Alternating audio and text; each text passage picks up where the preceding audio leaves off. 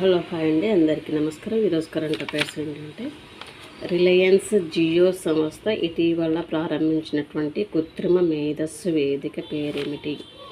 Reliance Jio సంస్థ ఇటీవల ప్రారంభించినటువంటి కృత్రిమ మేధస్సు వేదిక పేరేమిటి అంటే జియో బ్రెయిన్ అనే వేదికను కృత్రిమ మేధస్సు వేదికను ప్రారంభించడం జరిగింది.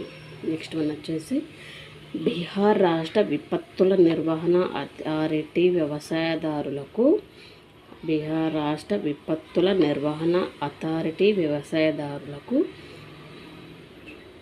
వరదలు, మెరుపులు, వడగాల్పులు, శీతల గాలులు మొదలైనటువంటి సమాచారాన్ని అందించి హెచ్చరించేందుకు ప్రవేశపెట్టినటువంటి పరికరం పేరేమిటి అంటే బీహార్ రాష్ట్ర విపత్తుల నిర్వహణ అథారిటీ అనేది వ్యవసాయదారులకు సంబంధించినటువంటి వరదలు, మెరుపులు, వడగాల్పులు, శీతల గాలులు మొదలైన వాటి గురించి సమాచారాన్ని సేకరించి వాటి గురించి హెచ్చరించేందుకు ప్రవేశపెట్టినటువంటి పరికరం పేరేమిటి అంటే మానవ ప్రాణాల భద్రత కోసం సాంకేతిక పరికరాలతో కూడినటువంటి ప్రత్యేక కార్యక్రమం లేదా నితీష్. నెక్స్ట్ వన్ వచ్చేసి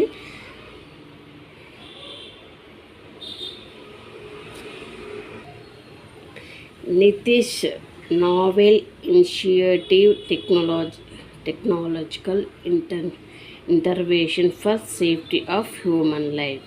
నితీష్ అంటే novel initiative technological intervention for safety of human life. Next one వచ్చేసి భారత ప్రధానమంత్రి నరేంద్ర మోడీ విదేశీ నగరంలో నిర్మించినటువంటి భారీ హిందూ ఆలయాన్ని ఏ ప్రాంతంలో ప్రారంభించారు అంటే మన భారత ప్రధానమంత్రి గారు మోడీజీ విదేశీ నగరంలో నిర్మించినటువంటి భారీ హిందూ ఆలయాన్ని ఏ ప్రాంతంలో ప్రారంభించడం జరిగింది అంటే యుఏఈలోని అబుదాబిలో ప్రారంభించడం జరిగింది. నెక్స్ట్ వన్ వచ్చేసి తాత్కాలిక బడ్జెట్లో దేశంలోని స్వయం సహాయక బృందాల సభ్యుల మహిళలను ప్రోత్సహించేందుకు ఎంచుకున్నటువంటి కార్యక్రమం పేరేమిటి? తాత్కాలిక బడ్జెట్లో దేశంలో ఉన్నటువంటి స్వయం సహాయక బృందాల సభ్యులను ప్రోత్సహించేందుకు ఎన్నుకున్నటువంటి కార్యక్రమం పేరేమిటి అంటే లాఖ్పతి దీదీ అనేది స్వయం సహాయక బృందంలో ఉన్నటువంటి మహిళలను ప్రోత్సహించేందుకు ఎంచుకున్నటువంటి కార్యక్రమం. నెక్స్ట్ వన్ వచ్చేసి అన్ని రిటైల్, సూక్ష్మ లేదా చిన్న మధ్య తరహా పరిశ్రమల వారికి బ్యాంకులు, బ్యాంకేతర ఆర్థిక సంస్థలు రుణాలకు లేదా రుణ ఒప్పందాలకు సంబంధించినటువంటి అన్ని రకాల వ్యయాలతో తెలియజేసే ఏ పత్రాన్ని అందించాలని ఆర్బీఐ కోరింది అంటే అన్ని రిటైల్, సూక్ష్మ, చిన్న మధ్య తరహా పరిశ్రమల వారికి అంటే బ్యాంకులు, బ్యాంకేతర ఆర్థిక సంస్థలకు సంబంధించి రుణాలు, రుణేతర ఒప్పందాలకు సంబంధించినటువంటి అన్ని రకాల వ్యయాలతో కూడినటువంటి పత్రాన్ని ఆర్బీఐ సమర్పించాలని కోరడం జరిగింది.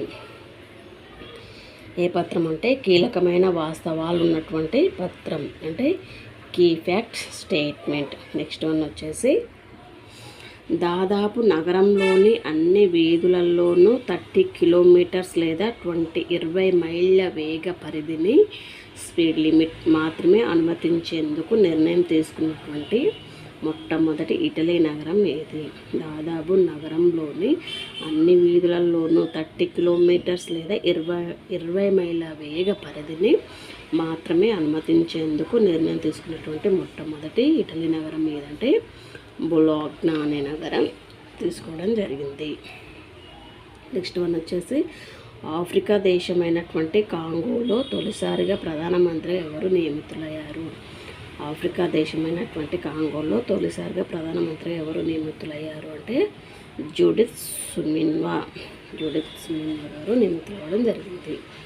నెక్స్ట్ వన్ వచ్చేసి నేరం చేసిన చోట తమ వేలి ముద్రలు పడకుండా ఇతరత ఆధారాలు దొరకకుండా జాగ్రత్త పడే నేరగాళ్లను పక్కాగా కనిపెట్టేందుకు ఆస్ట్రేలియాలో ఉన్నటువంటి ఫ్లిండర్స్ విశ్వవిద్యాలయం పరిశోధకులు కనుగొన్నటువంటి విధానం ఏంటి అంటే, నేరం చేసిన చోట తమ వేలి ముద్రలు కానీ వేరే ఆధారాలు కానీ దొరకకుండా జాగ్రత్త పడే నేరగాళ్లకు సంబంధించినటువంటిదండి ఇది.